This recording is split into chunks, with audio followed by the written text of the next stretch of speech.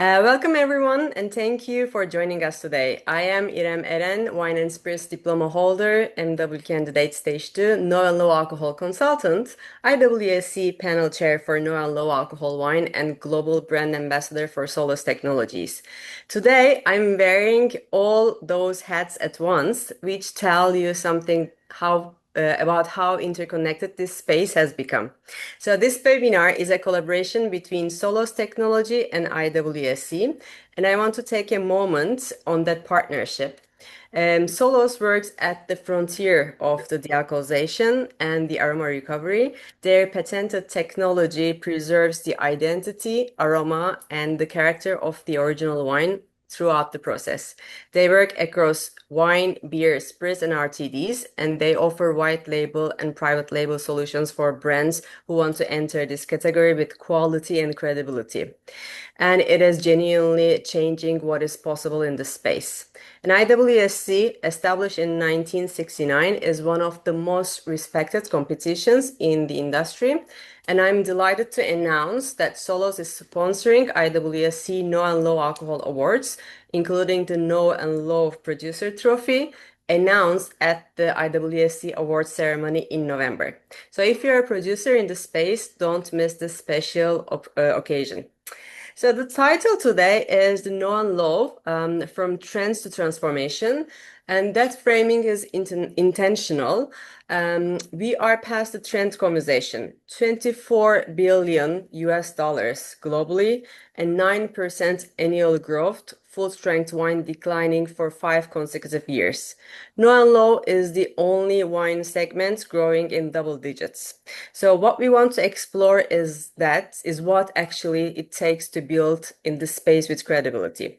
To do that, I have four exceptional panelists with me.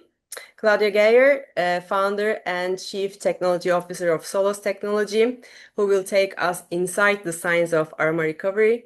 Christian Net, fifth generation winemaker at Weingut Bergdolt, Reif und Net. Sorry, Christian, for my pronunciation. I can do several things, but I cannot speak German. Christian will give us the producer perspective. His state dealcoholizes 70,000 liters a year using Solos technologies. Katja Bernegger, founder and CEO of Zeronimo. She will speak to premium brand building and the consumer trust. And last but not least, Rachel Martin, founder and the CEO of Oceana Wines, an AFNA certificate, brings the North American market perspective on trade education and route to market. So we have about like 45 minutes, so let's get into it. So again, the title is From Trends to Transformation. And here today, what we are going to do is we're going to talk about no and low is moving from trend to a more mature category while still defining its language standards route to market. So just to start this conversation, I would like to ask all of you if you have like 30 seconds or 45 seconds to answer this question, what has changed mostly like in the last 2 or 3 years in this space? And I would like to start with Claudia, because in one of the interviews that I read, you had a quote and you said, no and low alcohol is no longer an alternative category. It is becoming a benchmark for innovation. So I suspect that for you, what has changed is innovation, but I would love to hear your point of view. What has changed for you in the most last 2 or 3 years in this category?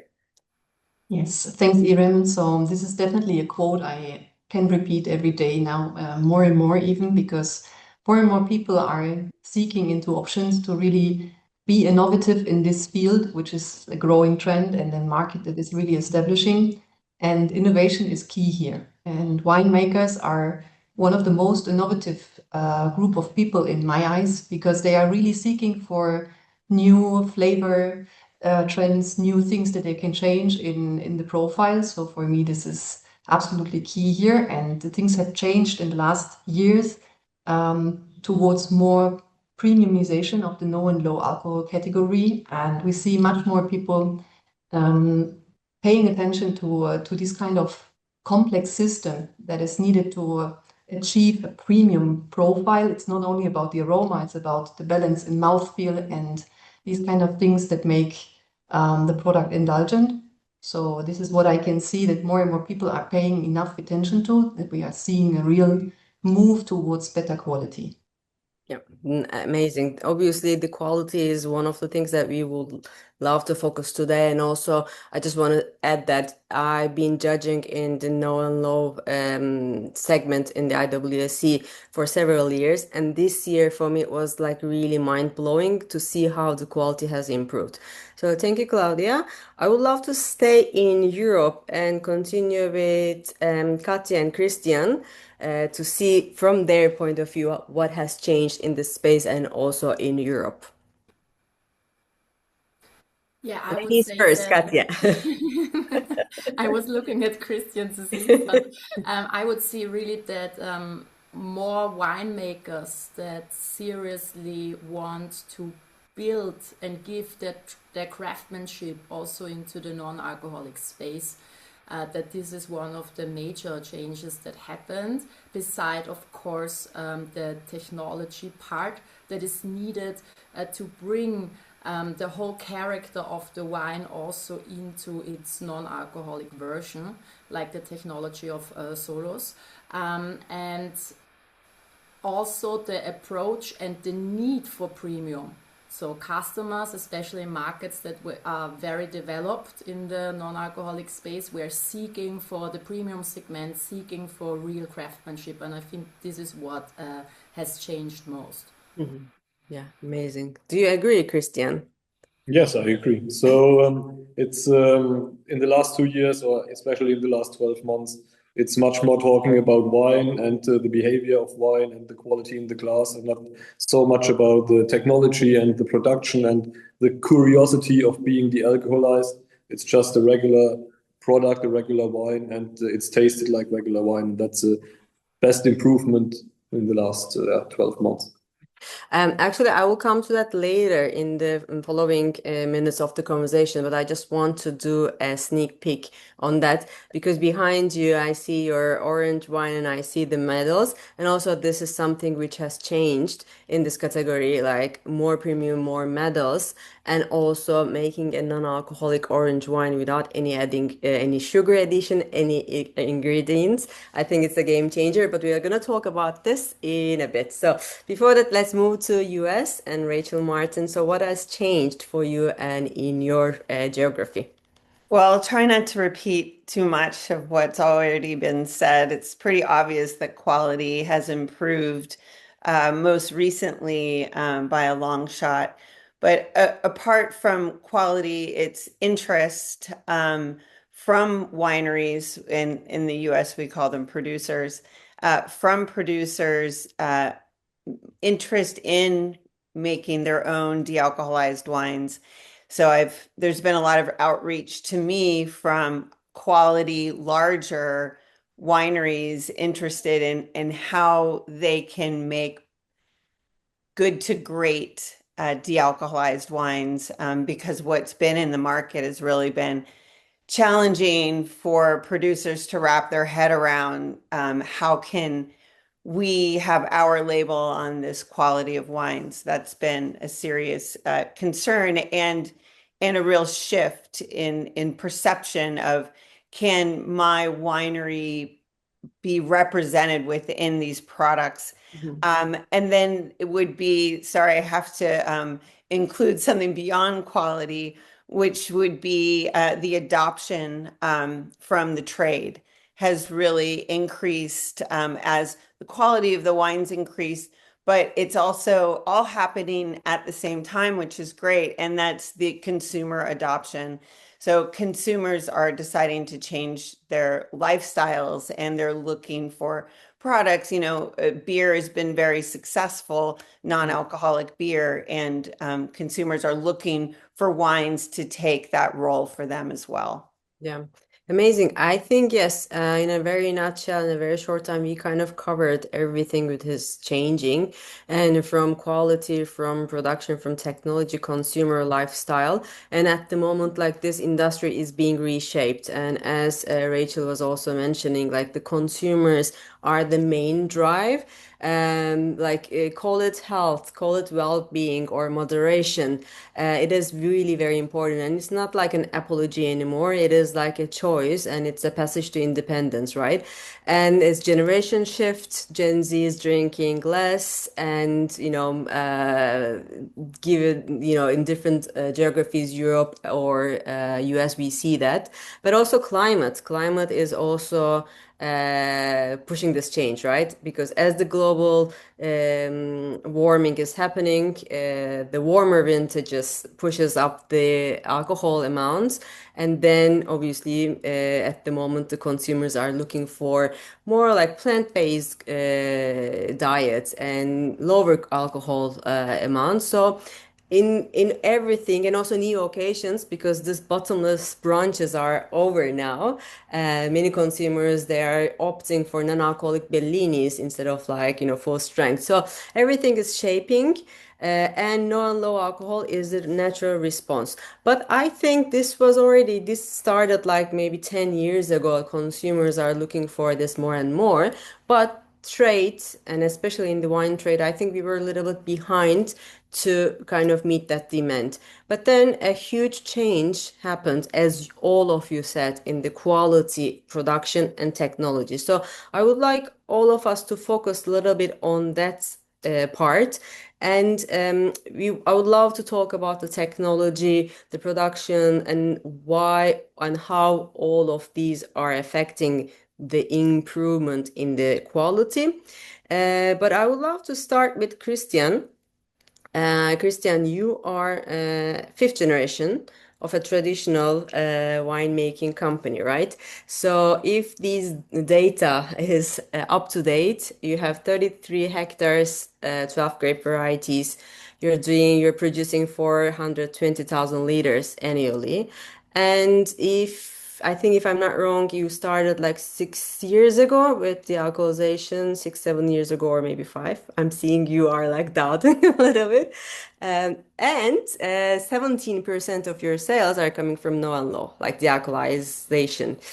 And you have now 12 varietals. So for you, as a traditional wine producer, how do you approach the no and low without losing the identity of the wine? Because you have a reputation, your family reputation, and you need to obviously, I assume that you want to reflect your terroir, your heritage, your estate. So, as a traditional wine producer and opting for a modern response for the consumers, like how do you manage that, and what is really important for you? Yeah, so we started 2022 with the de-alcoholized wines. Okay, I was 2 years off. Since Solos comes around and we were able to preserve our quality, our terroir, our handwriting in winemaking, also in the alcoholized wines. And I thought about doing the alcoholized wines 4 years before, 2018, and I tasted quite a lot of wines that were on the market at this time, and I could not find a product where I was willing to get my label on it and where I was able with this quality to convince my customers or even my family that it's a good idea to doing the alcoholized ones.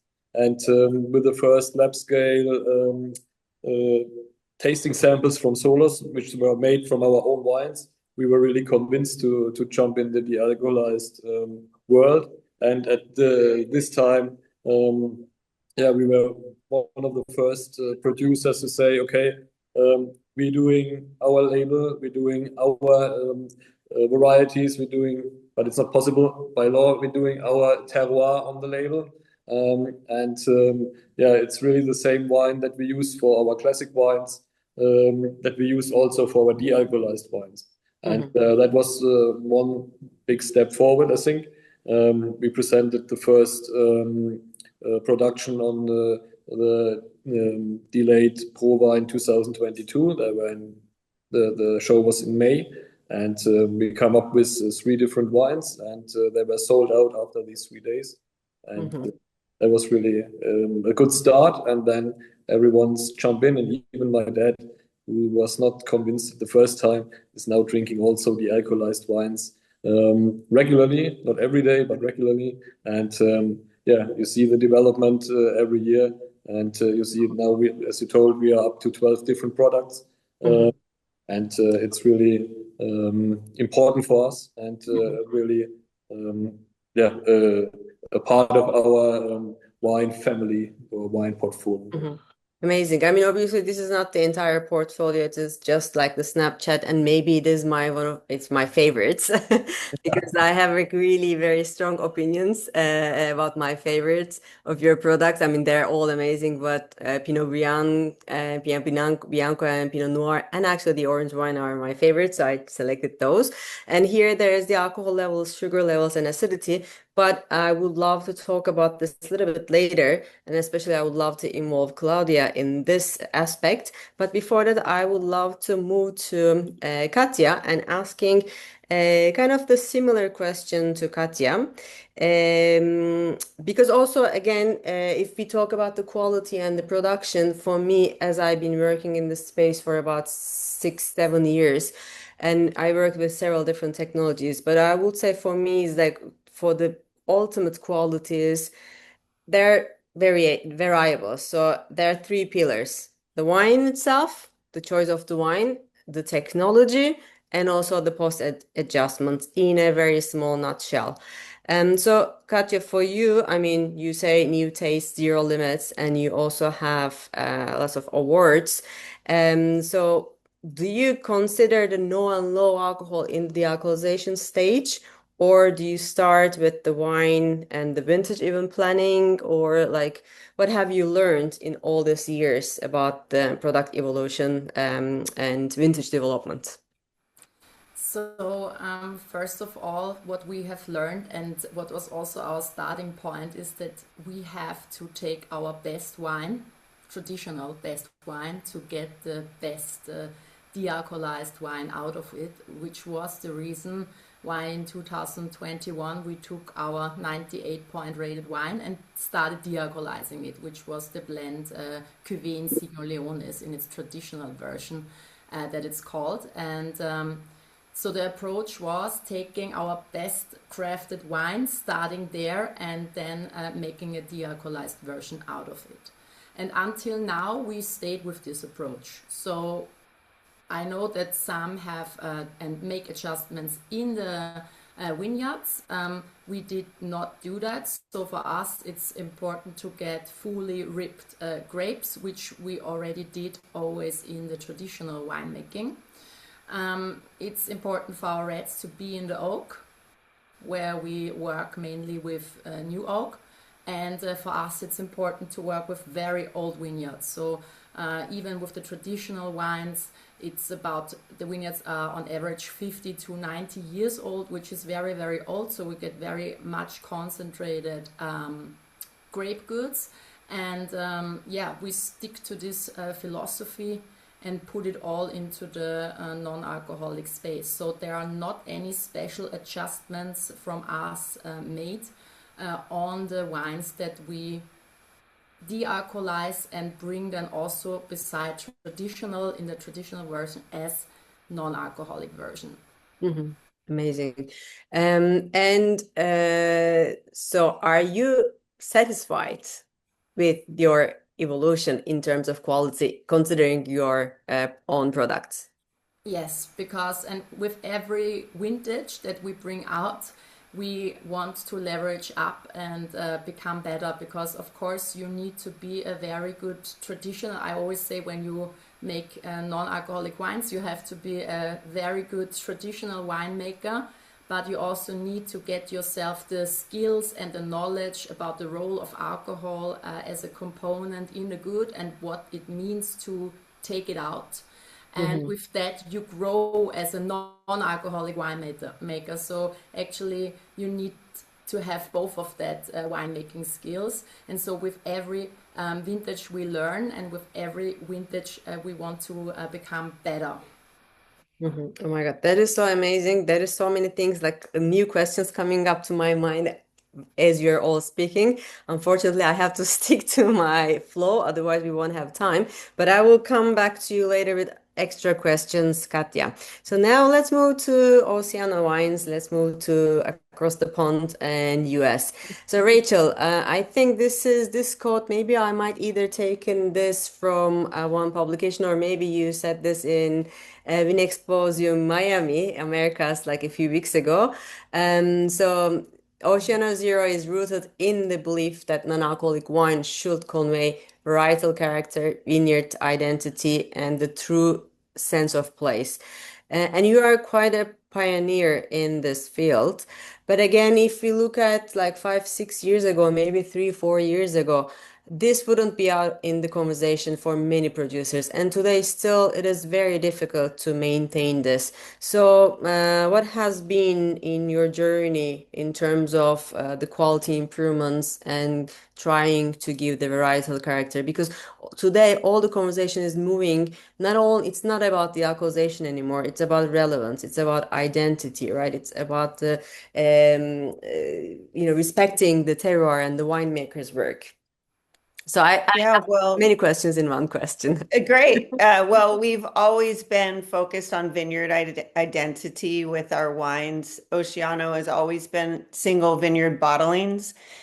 And what might be different to Oceano than Geronimo or Net is that we de-alcoholize using other technologies before Solos. And so when we first began our first two vintages of wine, we're using spinning cone. Mhm. And I'll just be like totally blunt. And what we ended up, it's all about vineyard identity. We work with vineyards along the coast of California. They're very fresh and bright and very very much different to other parts of California. And we pride ourselves on the vineyard characteristics. And so it was more of an approach of compromise, of quality and how to work with the technology that was available to us. Our most recent vintage, which is pictured here, our Chardonnay and Pinot Noir from Spanish Springs Vineyard, a mile and a half from the ocean.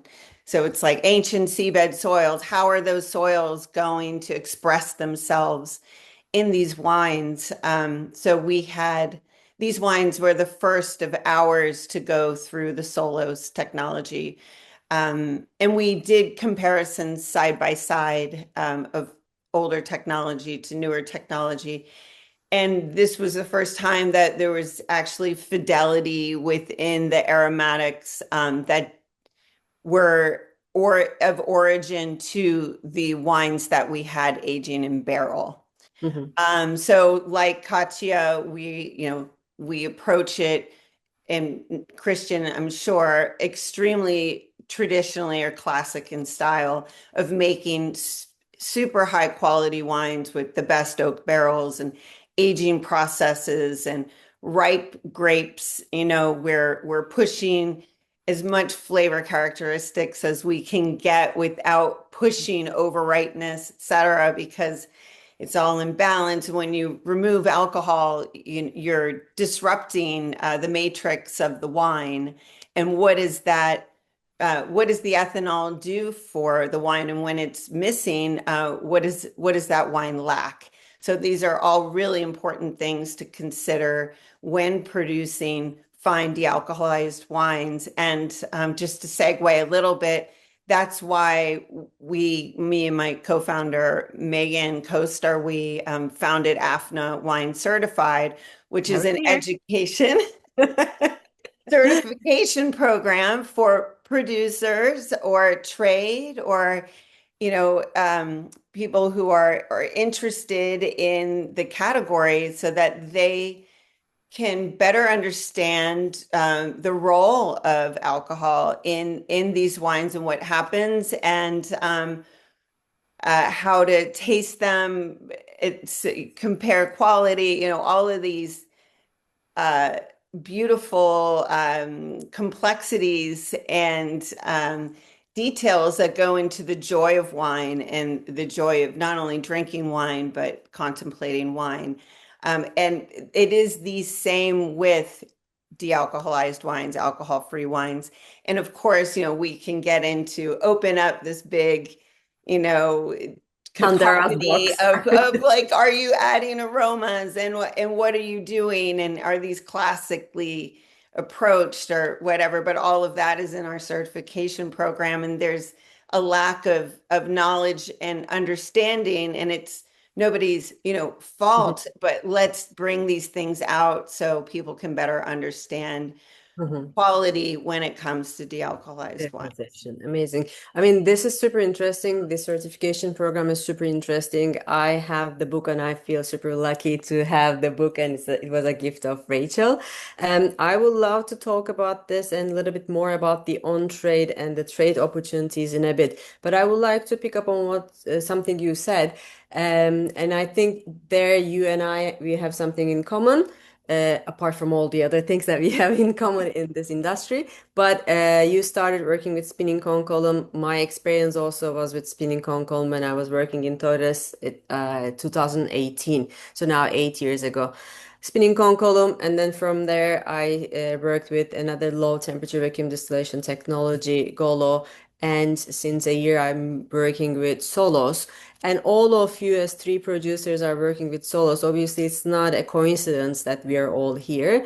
It is for a reason, right? Because we want to see an ultimate expression of terroir, winemaking, and varieties. So I would love to ask Claudia, you are the mastermind of this whole patented technology. So you're doing the alcoholization, aroma recovery, extracts, white label, private label. But why is the aroma recovery is so important when discussing the quality, identity, and consumer acceptance? And if you can take us through a little bit of your process and maybe like what made you to invent this, because it was the first time I heard about real aroma recovery when I first got to know about Solos, not even a year ago, before, like a few years ago, but it was with you. So yeah, again, lots of questions in one question. With pleasure. So I am a food scientist by education. So I started my professional career in asking myself the question, why does sensory is perceived like that, or why do we perceive certain things as being pleasant or unpleasant? And actually, the scientific background is very interesting because everything goes back to aroma compounds and looking into the full picture of what we are describing as a profile, up to 80% of this profile is made by aroma compounds. Mhm. So in reality, when we are talking about flavor and taste and these kind of things, the aroma is the most dominant parameter in our perception. And the easiest to define how important it is when you are sick and your nose is blocked. You cannot perceive the differences easily, and this is what the difference is about, right? It's about the aromatics and the aroma compounds. And when we were starting to develop this technology, we were looking into how to get the most authentic aroma out of industrial side streams and out of processes where aroma gets currently lost. And the de-alcoholization is the best example for removing aroma from a base because you're evaporating or extracting aroma from an alcoholic beverage by extracting the ethanol. And ethanol is really the best extraction agent looking into the preparation of aroma extracts. You would always prefer ethanol to be your solvent. Mhm. And that's why we merged both experiences, and we were looking into the aromatics and quickly saw that all the alkalization technologies that are available are doing exactly what we would do to get a nice aroma extract. They are evaporating the ethanol and thereby removing the aromas as well. So the challenge was to differentiate between ethanol and the aroma compounds. And our idea was to use a different extraction process on top of the alcohol removal as an extension.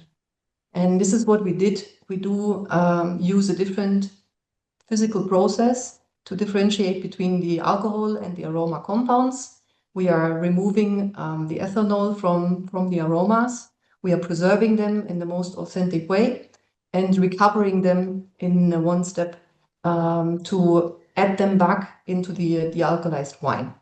And that's why we can preserve the authenticity, because what goes into our system comes out of the system. And this is what we developed. And as you can see, there was a big gap between laboratory exercises and an industrial installation, which is also the challenge in when you're talking about technological processes. You always have to scale up, and you always have to take into consideration that everything that works in lab doesn't necessarily need to work in industrial scale too. But we were very fortunate and very lucky that our technology even works better in industrial scale than in the lab scale. So we can really predict the results on lab scale and see what comes out when we do it in industrial as well. Yeah, that That's is the actually very important because also like when we talk, think about like the whole process, obviously this is a lot of capex, right? Not everyone can do it, have this equipment, and if you want to use a service center, you need to obviously do a trial, I assume. So that is very important that if you can do the lab scale and the industrial scale at the same almost the same quality, even the industrial is much better. And also another thing has changed in this whole picture. Again, when I started in this industry, I mean, I've been working in the wine industry for about 16 years, and 8 years of it is almost hands-on in the know and law. And there was really very limited possibilities or opportunities to remove the alcohol. Because either you had the equipment like big players like Torres, or you had very limited opportunities to get your alcohol out, right? So now with even with Solos, you have two flagship places, Valencia and California, but also you have partners like two in Germany, one in Switzerland, and Chile, Mexico, and France is coming soon.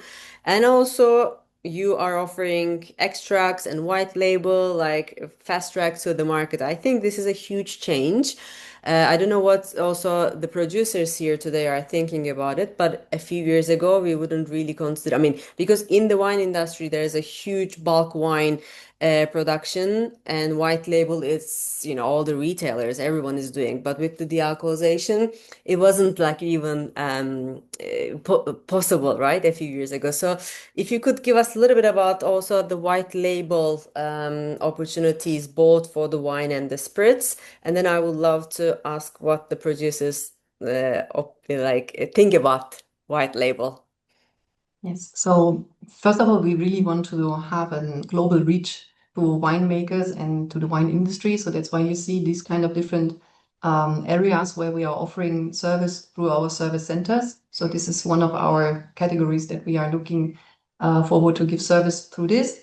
And of course, we would like to invite also people to taste these kind of products and to shorten the development times with white label offers. So this is something that we discovered as well, that it takes quite a long time to develop the own profile, to see how we can test it. And we gained a lot of knowledge also in the past to select wines that are suitable for de-alcoholization. So that's why we started to look into the white label ranges and really are offering now wine and spirits too, because in spirits the same logic applies. We are removing the alcohol and recovering the aroma also from spirits. This is something which is super unique and very outstanding there too. Even legislation is not yet set in this category. So we are even above or beyond the legislation already. So we are offering a clean label solution, if you want to call it like that, which still needs to be defined in legislation.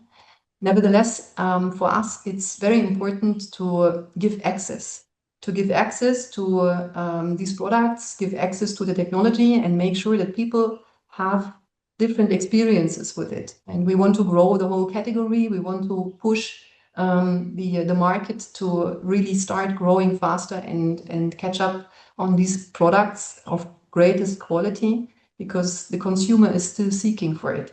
We want to open more and more channels and want to help the whole market to grow into the premium segment. And this is only possible if we give access And these are the products where we believe it's a very good combination to promote everything at the same time. Yeah.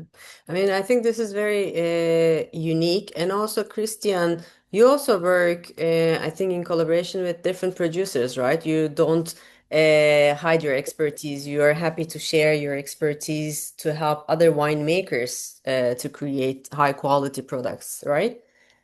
Yeah, so you can book me as a consultant if you want, but if you meet me at some fairs or you come to the estate, I always open to talk a little bit about the doing that well, about the learnings that we have done the last few years, and at the end, it's yeah, a little bit of making your own experiences and making your tastings. It's also pretty good when you can taste the same wines classically with alcohol and de-alcoholized side by side, and then you get some ideas what will happen maybe to your wine. And if you are not sure at the end, you go to the lab scale with Solus, and then you are really on the safe side.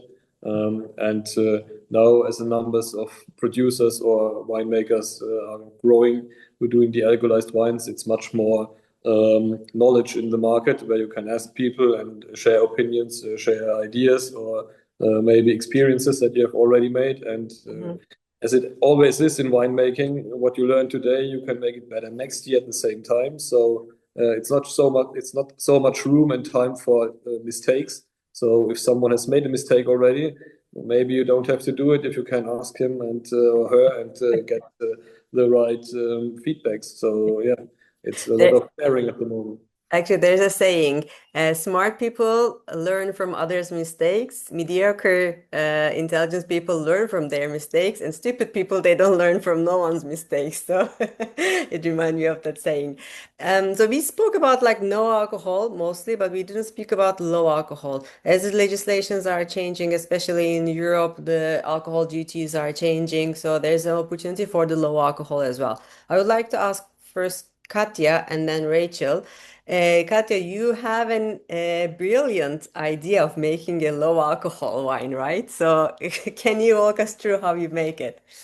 Yeah, currently we offer it as a bundle, as by legislation it would not be possible to create a low version as we would want to do it. The way we would like it is blending our traditional wine with alcohol with the non-alcoholic version, and that blending is currently forbidden. So to be able to call it wine, therefore we just take the same wine with alcohol and the non-alcoholic wine and offer it as a bundle and tell people, let's blend and dose it as you want. Mhm. And that really finds perception.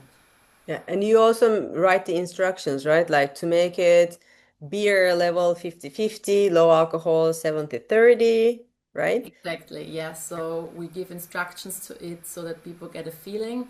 And even in the gastronomic scene, we work with sommeliers that then go to the table and offer at the same table the same wine, but in three different versions: no, low, and traditional. Version, yeah. And it also makes the consumer to be engaged of the experience, right? Exactly. And Rachel, you had a low alcohol, but then you stopped doing it, right?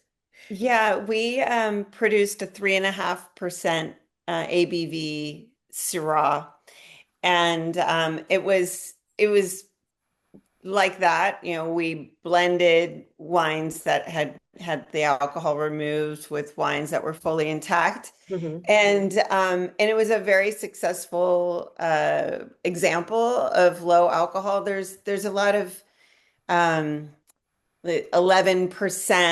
12%, maybe 9% wines in the United States in the market. And a lot of this has to do with regulations. So 7% and above, it's, regulated by the TTB and requires a COLA, a certificate of label authority. Whereas below 7% does not require a COLA, but it does require a nutritional facts panel as well as an alcohol warning warning statement. So that it for me it was interesting to provide a solution to consumers looking to reduce their consumption of alcohol, but not going completely Mhm. alcohol free, but in a way it was fun. It was play for me because I got to carve out something that hadn't existed yet in the US market. We were successful at it, but in the end, it's alcohol. It's an alcohol product. And it's a slower route to market and a more difficult with compliance and taxes. And so we decided to eliminate it from our portfolio and just go directly and fully into the Mhm. alcoholized wines. Yeah, and this actually shows also different landscapes and different stories in different parts of the world. Like, again, three pillars: Europe, European Union, UK, and United States. So, with even your experiences, we can see how different is to navigate across different geographies. And in the no and low alcohol, we don't have global legislation, so it is making it more difficult. But again, this is the reality, this is the market reality, and we know that Europe has been the engine and US is a little bit slower to adapt, but it's going to be, I think US will be who will scale up this game. So we have limited time, so I would love to a little bit focus on the market realities and the wrap up, and then talk about like what has changed in the market. And this is an open conversation between all of us. Um, but I would love to also focus on a little bit on trades and to see like what do you think that has changed in the trade and on trade. I said open conversation, but I can't help myself to ask question. So I'm gonna go to Katya, and I would love Katya to tell us a little bit about the non-alcoholic wine and food pairings focused in the fine dining. Yes, so we discovered, especially last year, more and more that non-alcoholic wines in food pairing scenarios have a different handling than traditional wines, as they are more framing the dish and not so much competing with the food as traditional wines because of the not having alcohol. And there was this Michelin star cook whose wife is one of our first Seronimo buyers. It's David Geiser, and he is also having a cooking studio and makes bestseller books as a bestseller book writer.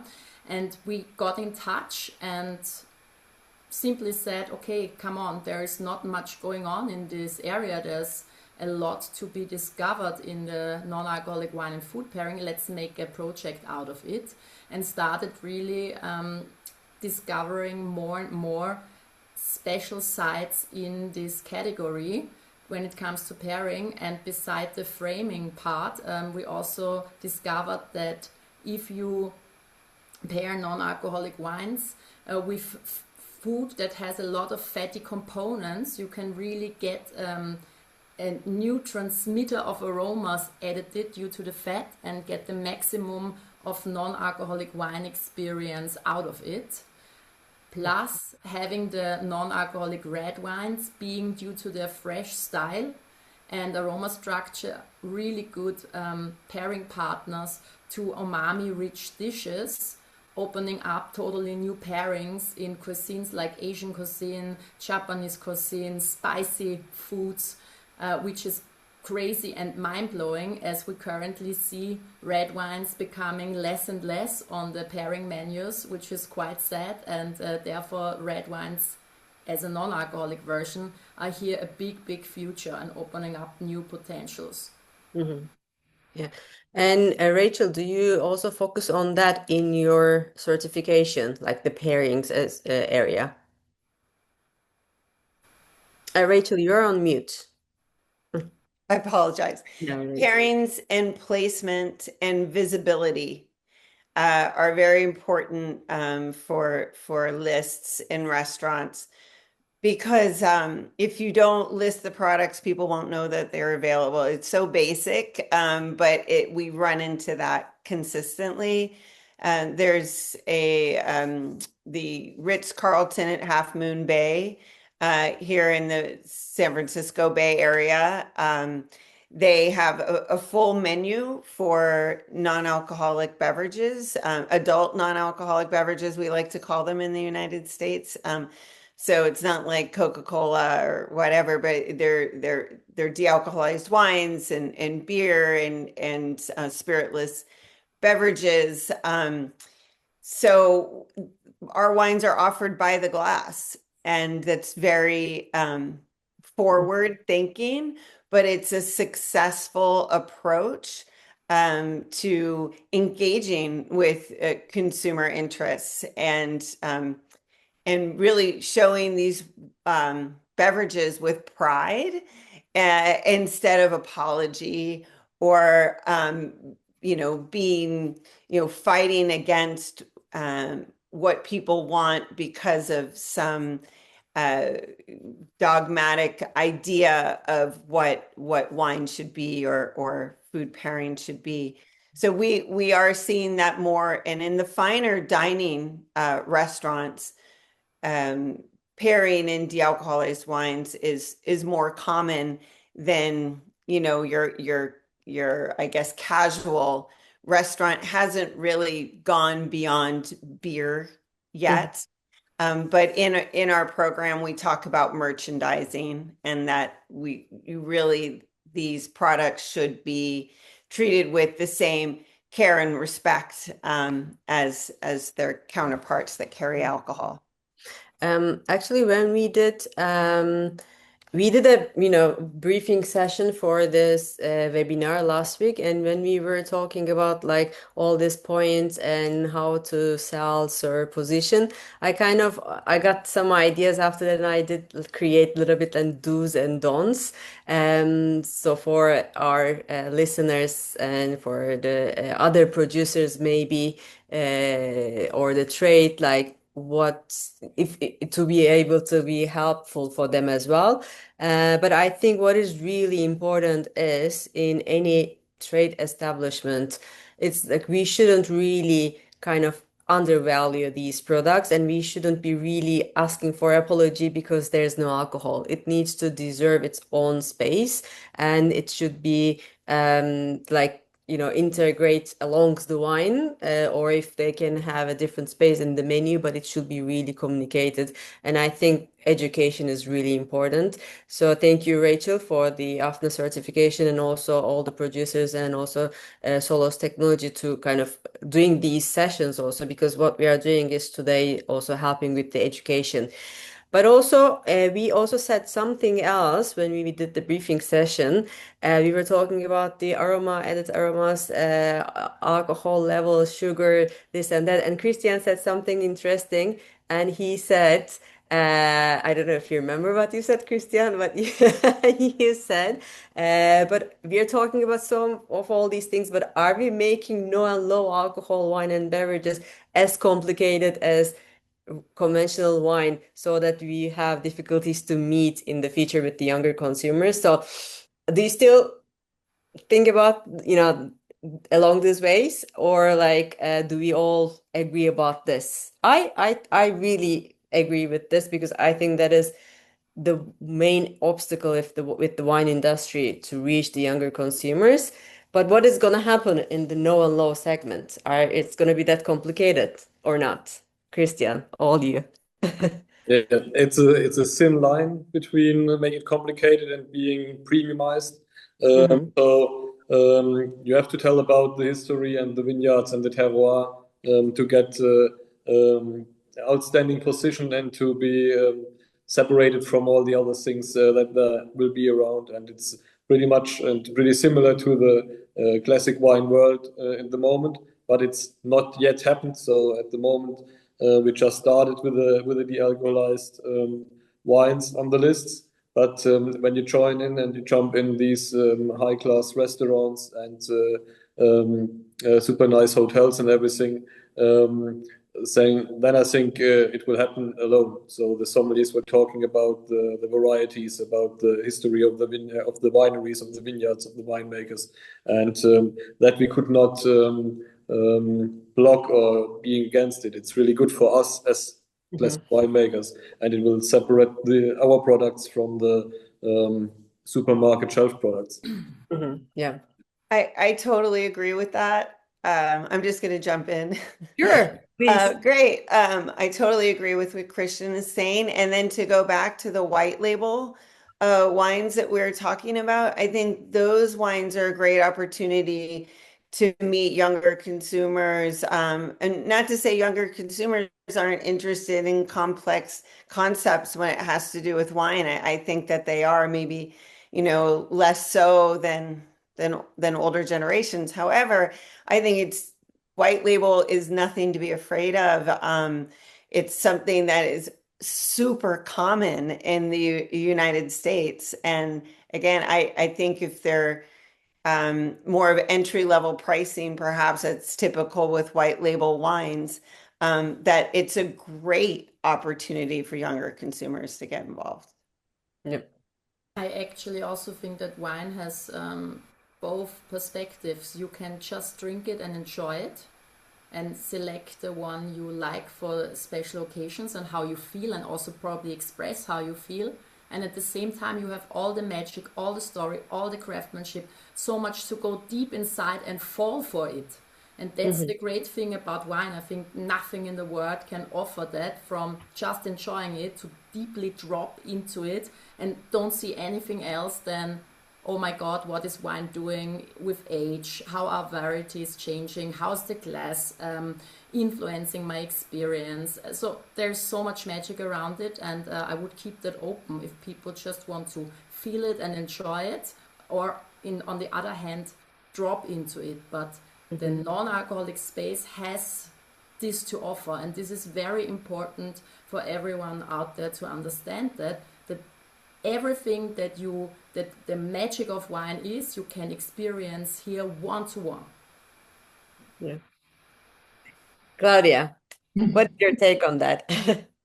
No, I totally agree. So looking also into people that I know and younger generations, and we are all discussing what they like, It's something I experience the young generation as being very curious. They are really seeking for experiences or for things that they can really taste, and they are very selective on what they like and what they don't like.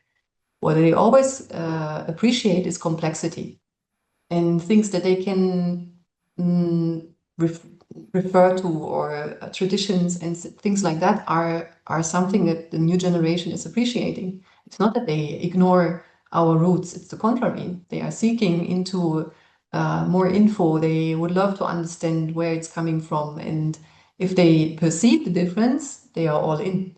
So this is what I experienced. It's of course very individual, but this is what I can feedback so far from comparing different generations. Yeah. I think we're still seeing the tip of the iceberg. So there's so many things to happen, so many things to come.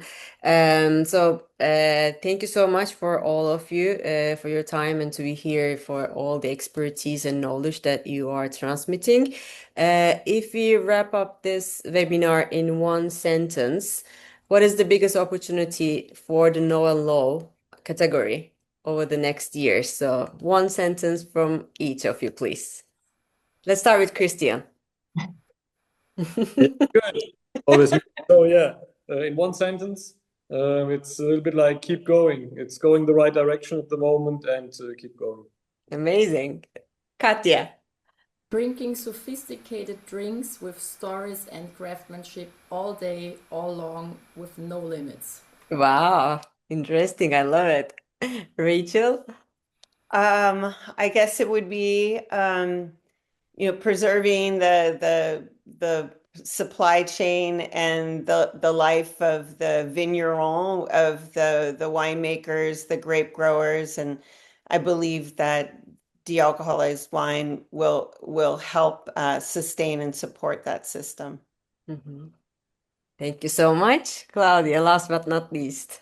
Mine goes into the same direction like Rachel's statement. So for me, the biggest opportunity is really that we are driving a repeat consumption, which is important in this segment, by delivering full flavor and premium quality products that are derived from wine.